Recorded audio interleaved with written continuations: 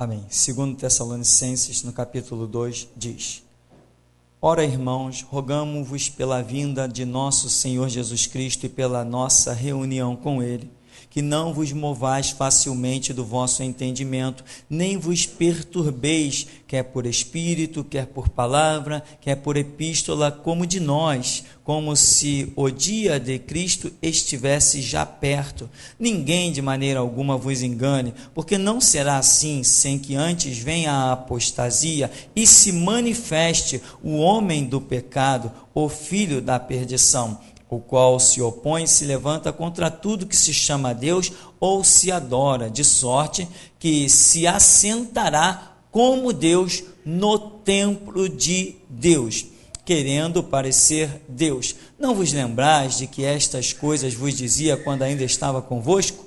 E agora, vós bem sabeis o que o detém, para que a seu próprio tempo seja manifestado, porque já o mistério da injustiça opera, somente há um que agora resiste até que do meio seja tirado.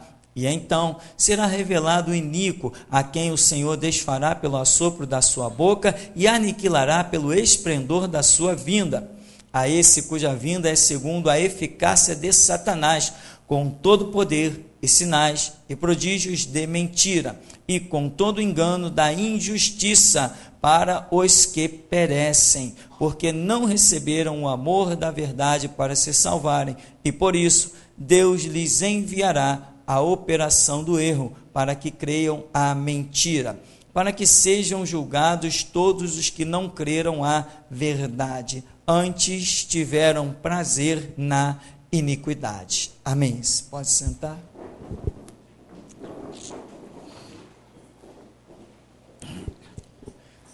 Essa mensagem tão poderosa do apóstolo Paulo, essa revelação, ele é direto, quando a igreja está lá, até dizem os historiadores, vendendo os seus bens. Não, Jesus vai voltar, para que eu quero os bens da terra?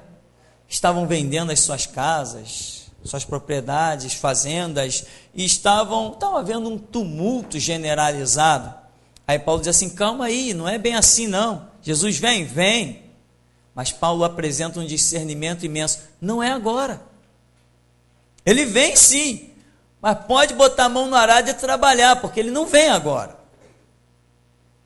Aliás, que Jesus falou assim, né? Bem-aventurado aquele servo quando seu senhor voltar e o achar vigilante, trabalhando. E aqui as pessoas estão fazendo o contrário. Elas estavam justamente com uma mentalidade de viver relaxadamente, porque Jesus vai voltar. Não, Paulo diz, ele volta sim, mas não no tempo que vocês estão esperando aí, não é agora. E quando Paulo disse isso aqui, temos aí mais ou menos uns 2000 anos atrás, em que Paulo disse isso, pouco menos, né? Arredondando, 2000 anos atrás Paulo disse isso. Não, ele não vai voltar agora. Mas no tempo que nós estamos vivendo, quase 2000 anos depois de Paulo ter dito, nós podemos dizer, irmãos, Jesus está às portas. Eu creio, eu aposto a vida, que esse século 21 não fechará sem que Jesus Cristo pise no Monte das Oliveiras. Antes ele arrebatará a sua igreja.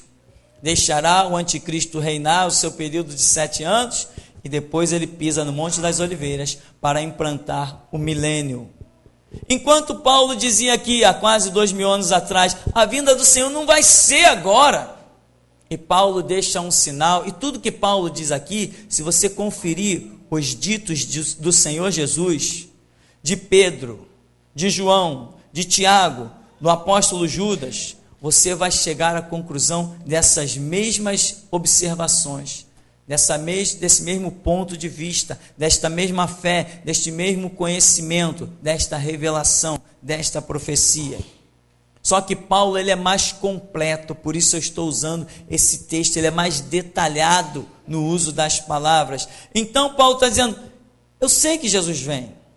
Aí ele começa dizendo, rogo-vos pela vinda do nosso Senhor Jesus Cristo, pela nossa reunião com Ele, não vos movais facilmente do vosso entendimento, nem vos perturbeis. Ele até diz assim, quer por epístola como de nós, porque tinha pessoas que escreviam para confundir a igreja e assinavam como se fosse o próprio Paulo. Depois ele passa a colocar um sinal nas cartas dele, para que as pessoas tivessem dificuldade de fraudar a sua personalidade nas cartas. Então ele diz no verso 3, ninguém de maneira alguma vos engane, porque não será assim. Ou seja, se tinha gente falando coisas, Jesus vem agora, é para já. Isso estava se tornando um engano, porque toda palavra, que não é dita a seu tempo, toda informação que não é precisa, toda informação que não é lógica, ela se torna um engano. Então, meu irmão, atente para isso. A mensagem, ela pode ser, ou a palavra, ou o dito, ele pode ser maravilhoso, pode ser do seu agrado, mas pode ser um engano. O que estavam dizendo ali? Jesus está prestes a vir, Jesus virá, Jesus virá. E Paulo diz assim, calma aí, vocês estão sendo enganados. Não, Paulo, mas nós não queremos que Jesus venha. Queremos, mas vocês estão sendo enganados. Porque se vocês estão acreditando que ele virá já, estão aí vendendo as suas propriedades, não estão entendendo que tem que sair para o mundo e pregar o evangelho e ganhar almas, vocês estão vivendo um engano. Embora a expectativa, a esperança seja correta, ainda assim é um engano, porque está fora de um propósito. Ou seja, as minhas boas intenções, aquilo que é até bíblico, mas se não estiver no tempo de Deus, no mover de Deus, ele passa a ser um engano.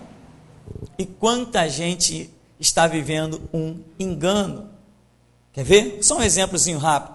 Irmão, você vai prosperar, você vai se transformar num empresário. Que palavra boa, Jesus é o dono do ouro e da prata, ele pode fazer de mim um empresário, um dono do mundo, ele pode fazer. Essa palavra pode ser um engano. Por quê? Por ele não ter aquele propósito contigo. Pedro escreve dizendo que somos forasteiros e peregrinos em terra estranha. Se dentro dessa visão forasteiro e peregrino, eu não tenho que ter a visão de ajuntar ouro e prata. Se Jesus quiser, ele coloca na minha mão todo o ouro e toda a prata. Mas se eu ando em perseguição a isso só porque ele é poderoso e pode me dar, essa minha concepção pode ser um engano. E é o que mais tem, uma mensagem que nós temos chamada erradas convicções. Observa aqui, irmão. No verso 3, ele diz assim, ninguém de maneira alguma vos engane, porque não será assim, sem que antes venha o quê?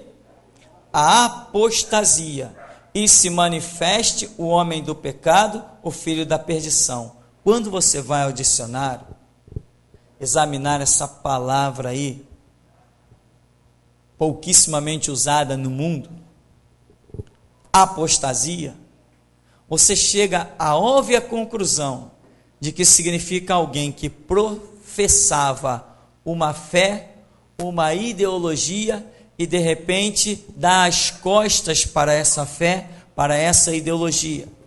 Se volta para outros princípios. E Paulo está falando dentro do contexto nosso, reino de Deus, igreja. Paulo está dizendo assim, calma aí, vocês estão com muita pressa. Antes que Jesus venha, tem que vir quem? Ele está falando aqui no final, vem a apostasia e se manifeste quem? O homem do pecado, o filho da perdição. Mas ele está dizendo que esse homem do pecado, esse filho da perdição, ele é precedido por quem? Pela apostasia. Então eu pergunto, quem abrirá as portas para o diabo reinar no mundo? A igreja. Amém? A igreja abrirá as portas para o diabo reinar no mundo. Porque ele está dizendo, virá a apostasia. E aí se manifestará o homem do pecado, o filho da perdição. Depois da apostasia, depois do homem do pecado se manifestar, aí sim, depois desses episódios, virá Jesus Cristo novamente a este mundo para julgar, para implantar o seu milênio, etc, etc e tal. Então, meu irmão, atente para este fato. Aqui diz que ele vai querer se equiparar a Deus, sentar no templo de Deus. Por quê? Porque ele vem de um mover religioso, ele vem impregnado em um mover religioso. E é difícil para as pessoas aceitarem essa palavra que eu digo sempre: a igreja está falida, a igreja está caída, a igreja não existe mais. O que existe é uma voz da restauração tentando acordar a igreja que está falida, caída e adormecida. É a parábola das 10 virgens, o grito da meia-noite, Mateus capítulo 25. Ele continua dizendo assim, verso 6: agora vós sabeis o que o detém, para que a seu próprio tempo seja manifestado. Quer dizer, quem está detendo a manifestação do homem do pecado? O Espírito Santo. Embora a igreja como um todo esteja falida, ainda o Espírito Santo está trabalhando na terra para que o propósito de Deus seja exatamente no tempo preciso. Então, há um que o detém até que do meio seja tirado. Então, quando for tirado o Espírito Santo, que vai arrebatar alguns dos que se chamam igreja acordadas, despertadas pela voz da restauração, quando isto acontecer, então o homem do pecado, o príncipe da iniquidade, ou anticristo, tomará o seu poder completo neste mundo. E aqui ainda diz assim: ao qual então será revelado o iníquo, a quem o Senhor desfará pelo assopro da sua boca e aniquilará pelo esplendor da sua vinda. Quer dizer, Jesus, quando resolver acabar com o mal, será como sem esforço, pelo sopro da sua boca, ou seja, somente pela sua palavra, sem nenhum esforço, sem estender braço, porque o diabo nunca foi páreo para Jesus Cristo. Ele diz: a esse cuja vinda é segundo a eficácia de Satanás, com todo o poder e sinais e prodígios de mentira. Apenas quero frisar isso aqui. Ainda no verso 10, e com todo engano da injustiça para os que perecem. Então observa o verso 9, meu irmão, que diz que a eficácia do poder do diabo vem com poder, sinais e prodígios de mentira, mas um emaranhado de coisas dessa natureza, sinais, prodígios, ainda que sejam de mentira, poder, isso não ilude muita gente? Isso não engana muita gente? Quanta gente curada nos terreiros de macumba e diz assim: não, eu não saio daqui não, porque tem medo até de sair aquela enfermidade e voltar. Fazem parte dos sinais e prodígios de mentira do diabo. O diabo tem poder para curar? Não. Mas existem enfermidades que nós sabemos que são espirituais, colocadas pelo próprio diabo. Aí ele coloca uma enfermidade, dá um jeitinho de arrastar a pessoa até os seus terreiros. Lá ele cura essas pessoas. Como? O demônio que ali está causando aquela enfermidade se retira e a pessoa diz: fui milagrosamente curada. São os sinais de prodígio, de mentira, o engano do diabo que está na terra operando, e as pessoas dizem assim: não, aqui eu fui curada, daqui eu não saio. Encontrei o meu caminho. Você já ouviu espíritas dizer assim: agora eu encontrei o meu caminho, eu achei um lugar que a esse eu não abandono de jeito nenhum. Uma vez eu conversava com uma senhora e ela dizia: não, eu encontrei o meu caminho. Eu dizia: aonde que a senhora está? Eu agora encontrei o meu caminho no budismo. Alguém encontra caminho no budismo? Desde quando se encontra caminho no budismo? Um rapaz que frequentou uma igreja batista durante alguns anos, um dia saiu, quando encontrou o grupo de jovens ali, encontrou com ele: e aí, como é que você está? Não, agora eu encontrei o meu caminho. É mesmo? Onde você está? Eu voltei para a igreja católica, eu encontrei o meu caminho. Alguém encontra caminho na igreja católica? Mas alguma coisa aconteceu na vida dele.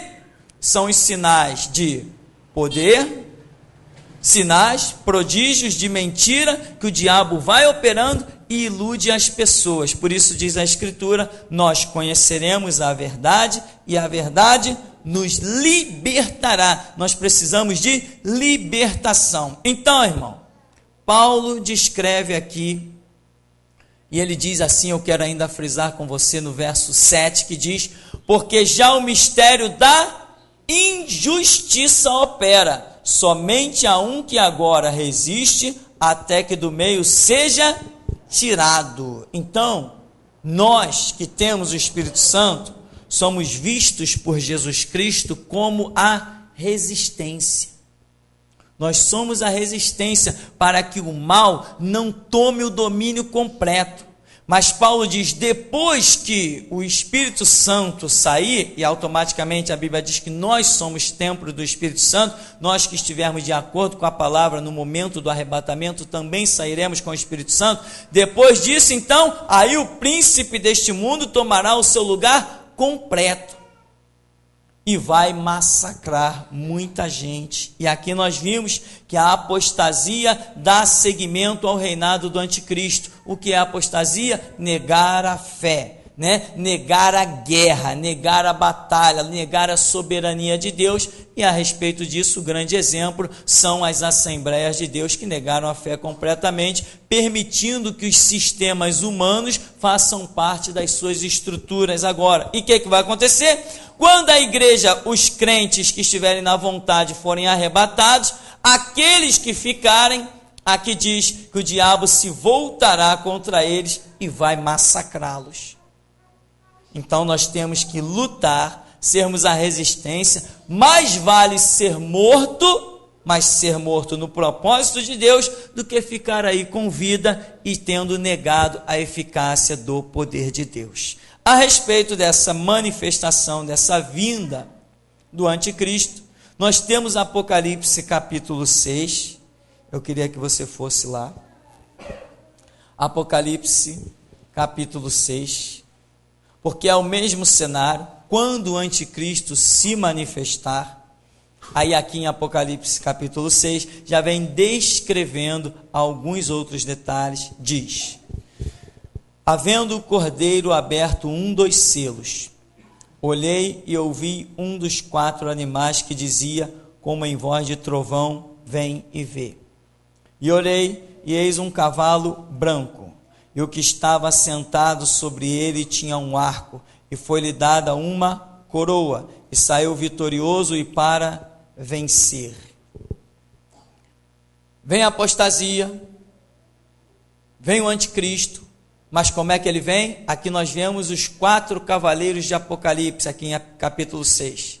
Nós vemos que são 4, porque significa uma única operação do diabo, em uma certa diversificação, que vai alcançar toda a terra, representado o 4 que nós já aprendemos, que atinge os principais pontos cardeais, norte, sul, leste, oeste. Já aprendemos isso na numerologia bíblica e na simbologia dos números. Então, o anticristo alcançará o mundo inteiro. Isso está em várias simbologias.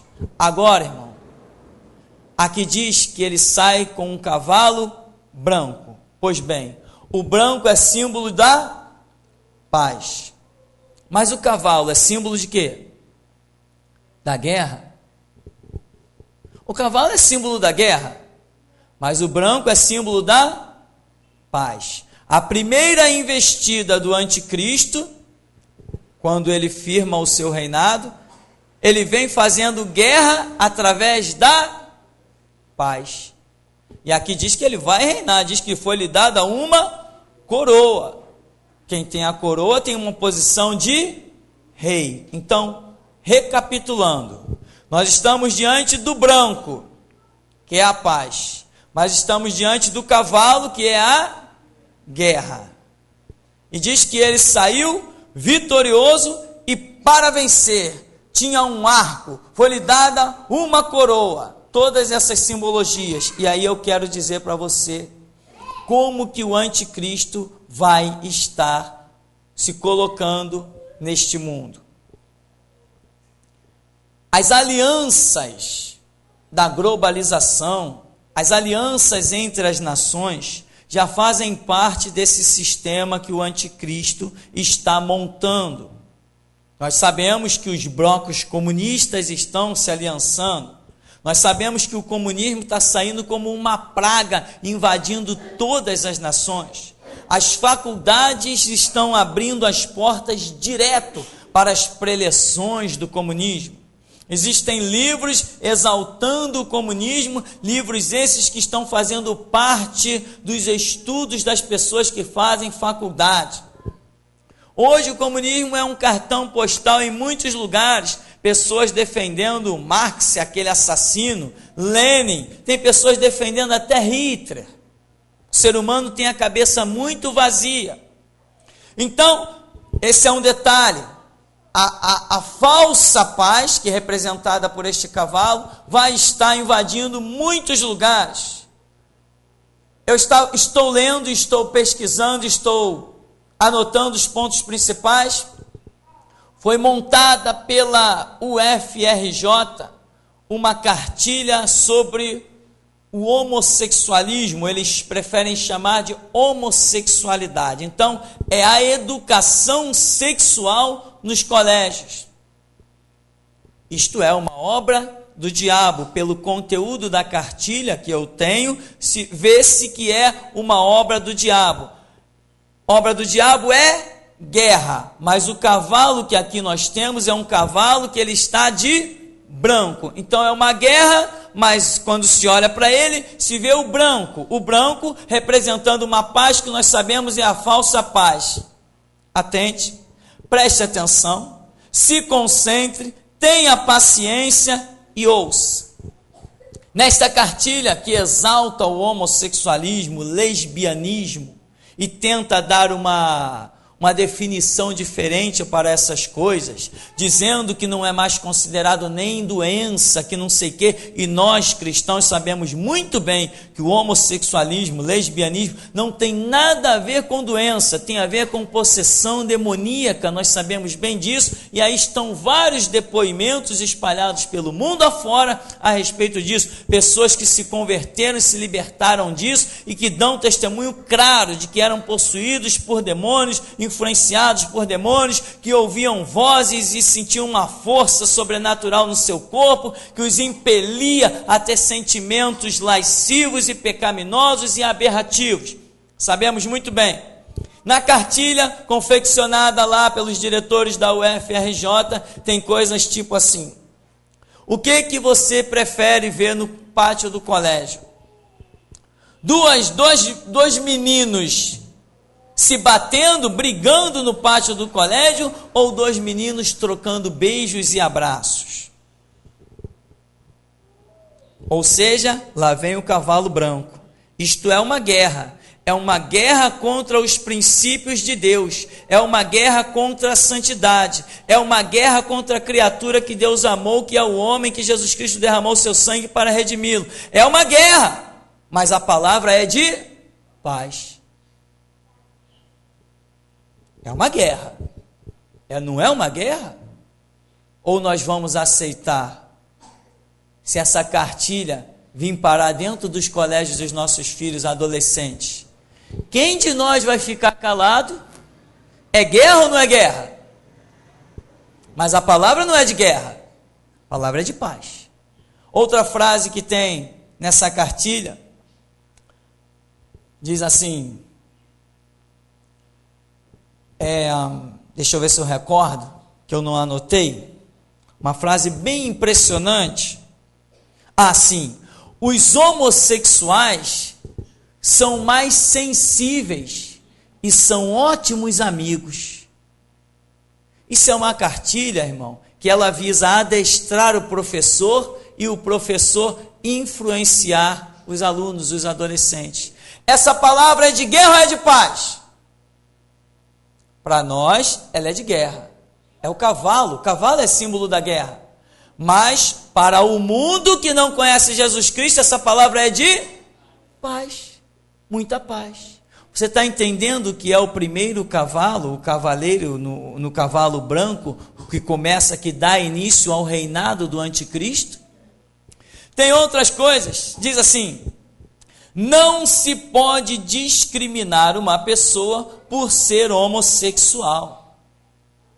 Uma frase, essa frase é de paz ou é de guerra? É uma frase de paz para a nação como um todo. Mas para nós que temos o conhecimento das coisas espirituais, ela é uma frase de guerra, além de ser impregnada de mentira. Porque nunca, jamais, um cristão verdadeiro, um cristão com conhecimento das coisas de Deus, nunca discriminou uma prostituta, um homossexual, um gay, uma lésbica, nunca, porque nós conhecemos que Jesus Cristo disse que veio buscar e salvar o que se havia perdido. Então as portas da igreja têm que estar abertas para os homossexuais, entrar e conhecer a verdade, se libertar, porque se não for na igreja não será em lugar nenhum mais. Agora, as portas da igreja estão radicalmente fechadas ao homossexualismo. Então, eles dizem, não se pode, na cartilha está lá, não se pode discriminar um homossexual. É o cavalo branco, é o cavalo que vem na guerra, mas a sua ideologia é de paz, né? Uma frase como essa, os homens gays são mais sensíveis e ótimos amigos. Isso aí é uma coisa fora do comum. Então, meu irmão, o que nós estamos querendo trazer à luz nessa oportunidade? Lá está o cavalo. Cavalo é guerra, cavalo é força, cavalo é domínio. E nós vemos que o camarada tem uma coroa. Se ele tem uma coroa, ele é um tipo de rei. Mas ele é branco, então ele tem uma certa paz, que nós identificamos que é uma falsa paz. Ou seja, a igreja verdadeira de Jesus Cristo será radicalmente discriminada pelo mundo. O mundo vai tentar nos exterminar, porém diz a Escritura, nem um fio de cabelo da nossa cabeça perecerá. Todos os nossos dias estão nas mãos de Deus e ninguém os poderá encurtar. A nossa vida está escrita no livro de Deus e nenhuma das páginas que Deus escreveu a nosso respeito será frustrada. Nada nos poderá deter e impedir de levar adiante o propósito que Deus tem na nossa vida. Desde que nós não nos desviemos, nada nos abaterá. Como diz a Escritura, né? 1000 cairão ao teu lado, 10.000 à tua direita, mas você não será atingido. Então, meu irmão, atente para essa realidade. O cavalo é guerra, mas a cor dele é de paz. Eu quero que você nessa noite, e a unção do discernimento já está em nosso meio, eu sei que ela está. Eu quero que nessa noite você atente para esse cavalo e olhe somente para o cavalo. É guerra. Esqueça a cor dele, porque nós não estamos em tempo de paz, estamos em tempo de guerra. Se ele viesse em paz, ele tinha que vir montado numa jumentinha, disposto a se entregar, mas ele vem num cavalo, ele vem disposto a conquistar. Por isso que Jesus não entrou num cavalo montado lá em Jerusalém. Porque ele veio, justamente ele diz, eu vou a Jerusalém para ser entregue nas mãos dos pecadores, eu venho para dar a minha vida em resgate de muitos. Então ele vem numa jumentinha, mas quem vem no cavalo só está pensando em guerra. O que está acontecendo? A apostasia que nós lemos no outro texto, abrirá as portas para o reinado do anticristo. Ora, por quê? Porque existe uma proposta, eu falei que ele tem coroa, ele tem reino, ele tem domínio, ele tem influência, ele tem posição social. E o que acontece? Muita gente está olhando para a cor do cavalo, e está esquecendo que ele é um cavalo. Não interessa a cor que ele tenha, interessa a essência do que ele seja. O que está acontecendo com as assembleias? Os presidentes, tudo que é presidente que quer se eleger, tem espaço nos púlpitos das assembleias.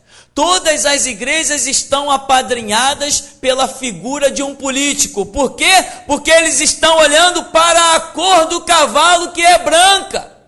Mas eles estão esquecendo que o cavalo é símbolo de guerra e não tem jeito.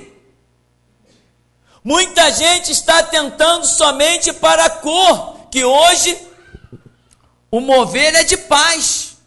A Comissão de Combate à Intolerância Religiosa.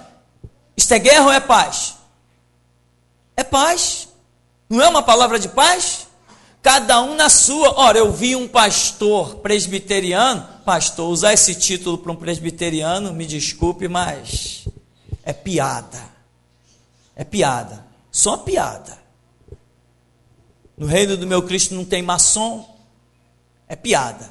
Mas o camarada lá, se rotulando pastor presbiteriano, dizendo, se pode, temos um só Deus. Lá diante da Comissão de Combate à Intolerância Religiosa, ele aceitou a proposta de paz, ele aceitou a cor do cavalo, mas ele não viu que o cavalo invadiu o reino dele e destruiu. Porque aqui Paulo diz, há um que o resiste, até que do meio seja tirado. Nós fazemos resistência, nós fazemos frente, nós combatemos, nós guerreamos e conquistamos.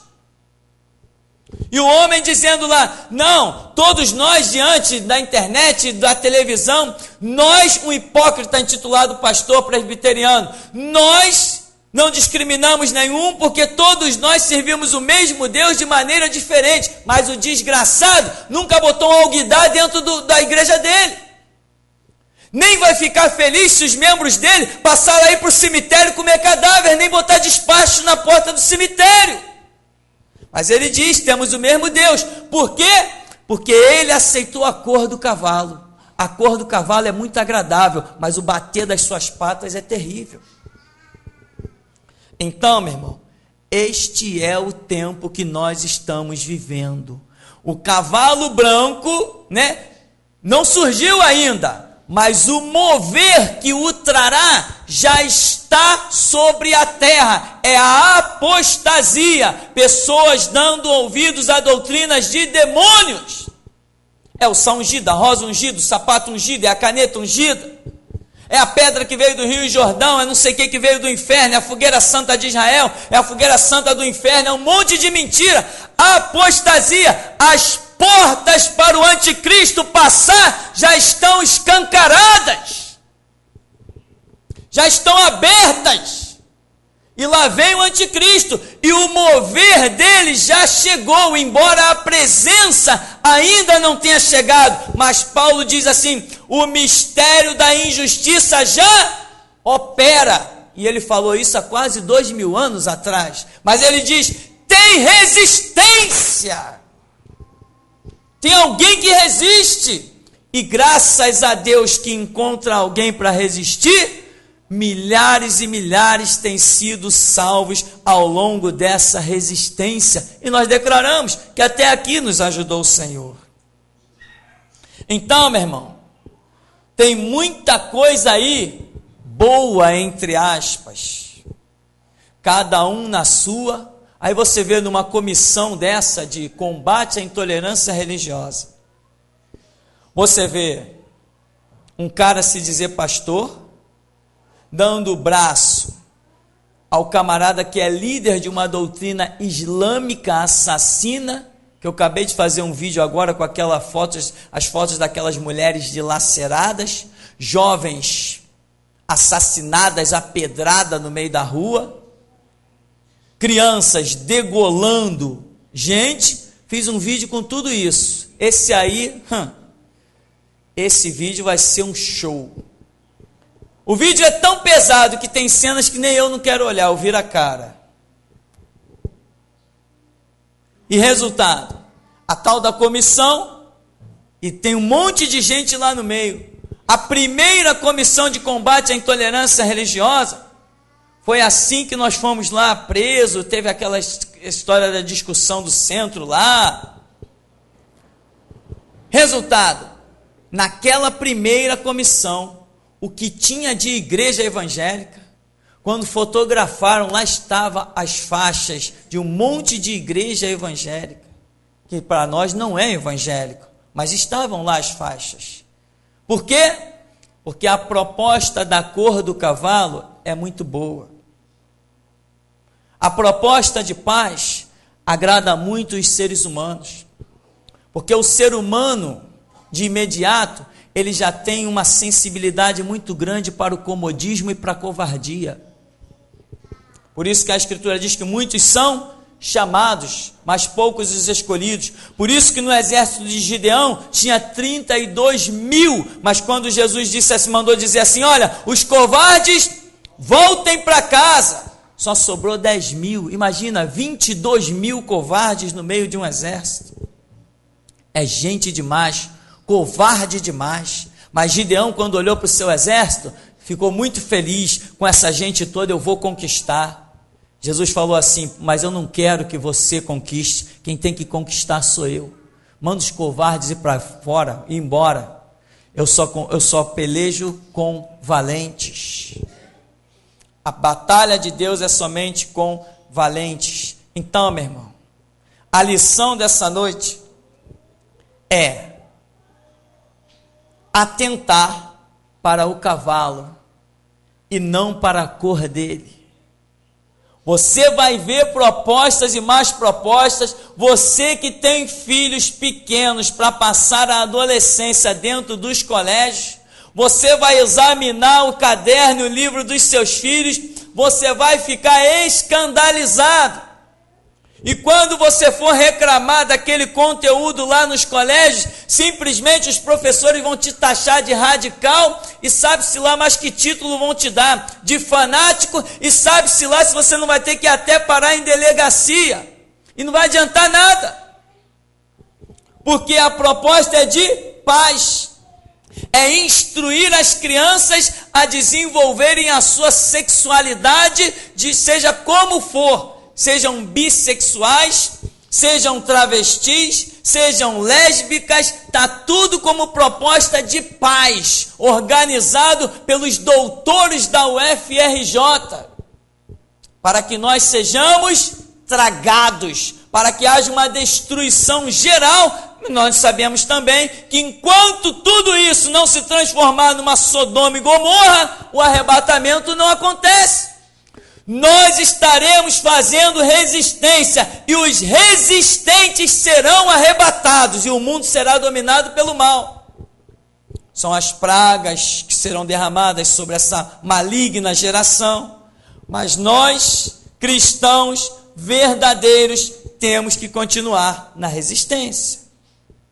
Atente, irmão, para os cavalos que estão sendo lançados. Atente para a operação do mal que está aí, enquanto um monte de pastores estão se rendendo, porque a pressão deste mundo maligno é muito grande. Enquanto eles estão se rendendo, eu estou orando e dizendo, Jesus, me dá a porção dobrada, eu não me rendo.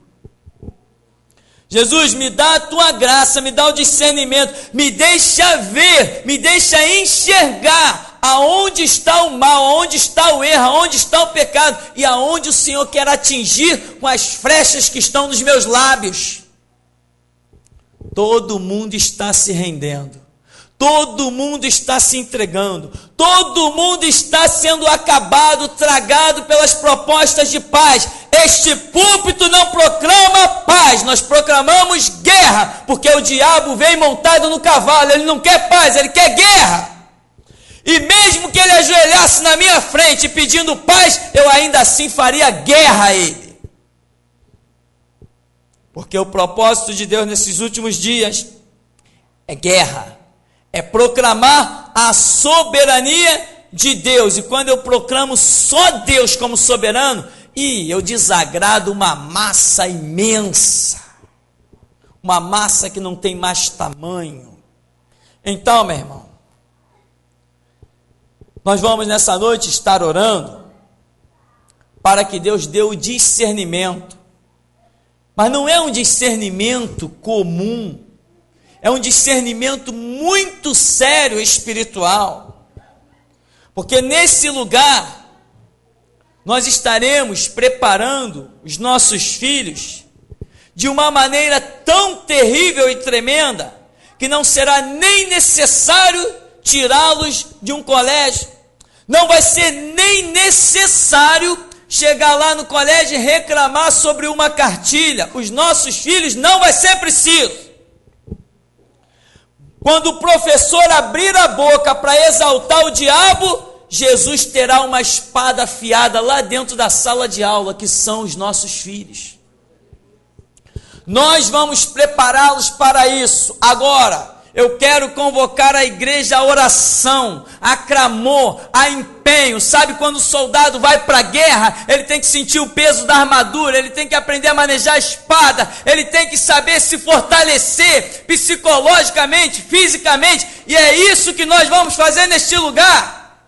Vamos criar classes para os nossos filhos, de tal maneira que quando o diabo se levantar dentro dos colégios, Jesus usará os pés dos nossos filhos para pisar na cabeça do diabo, lá dentro. E os professores dirão, essa criança é terrível, e Deus dirá assim, louvado, engrandecido. Então, meu irmão, não podes você fraquejar, não pode você fracassar, senão o teu filho vai ser tragado. Você tem que levar a sério a educação espiritual do seu filho. Houve um tempo em que química, física, matemática e português foi muito importante, mas nesse dia, só nesse tempo que vivemos, só com essas coisas, nossos filhos baixariam ao inferno, sem dúvida. E o que adianta o homem ganhar o mundo inteiro se perder a sua alma? Não adianta nada. E eu quero te dar uma frase: você não gerou filhos para o diabo nem para o inferno, gerou filhos para a honra e glória do nome do Senhor Jesus. Por isso você quer entrar nessa guerra, irmão?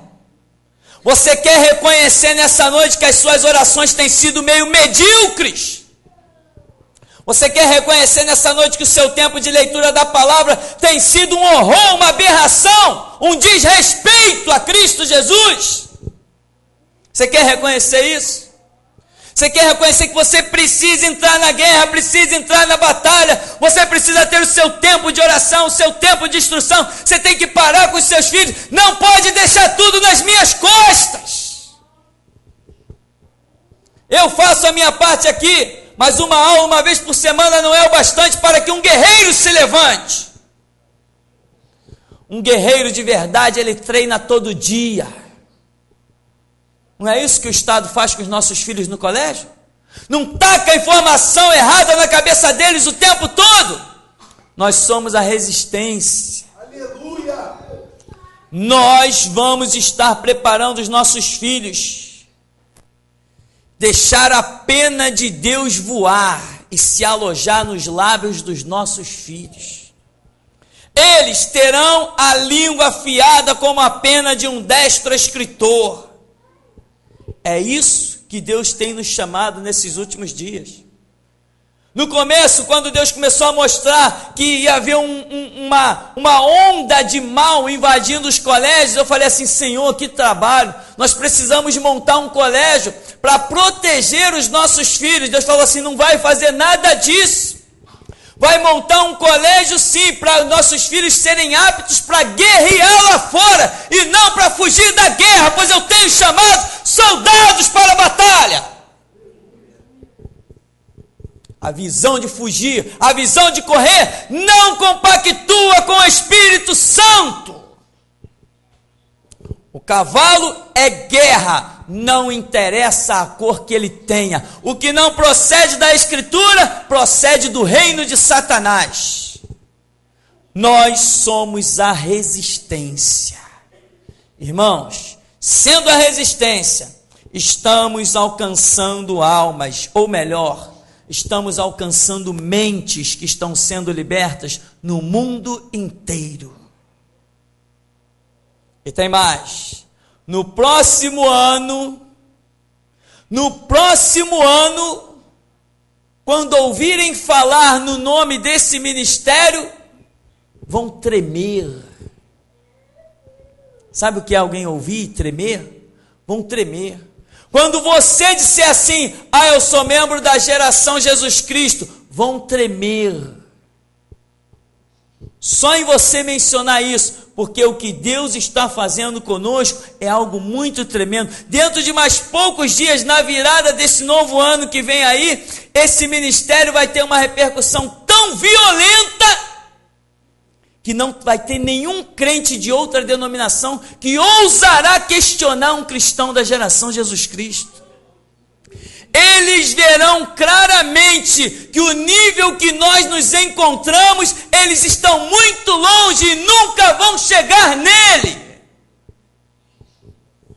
Pode se preparar para isso. Pode se preparar para isso. Assim como eu disse ano passado, que em 2010 alcançaríamos os 4 cantos da terra, estamos alcançando. Agora anote isso para o próximo ano. Quando se ouvir falar em geração Jesus Cristo, todos vão tremer. Uns vão fugir e outros vão se aproximar para aprender Bíblia.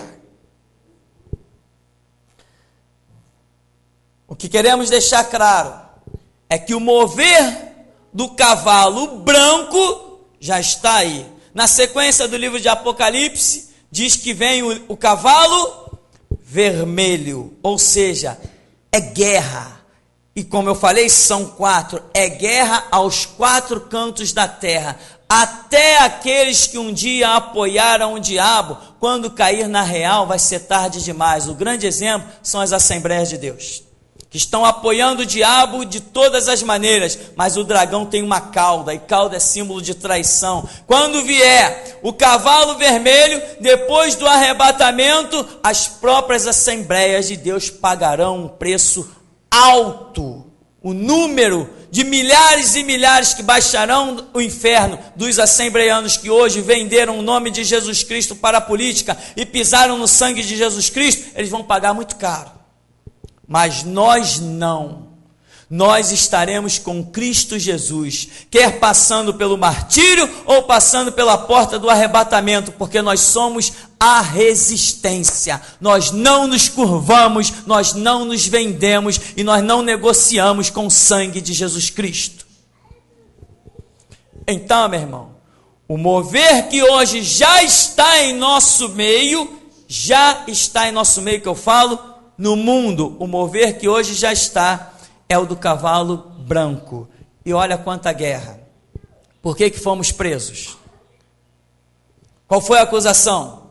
Intolerância religiosa. Não foi essa a acusação contra nós? Por quê? Porque é guerra. Não existe nenhuma intolerância religiosa, isso é conversa fiada.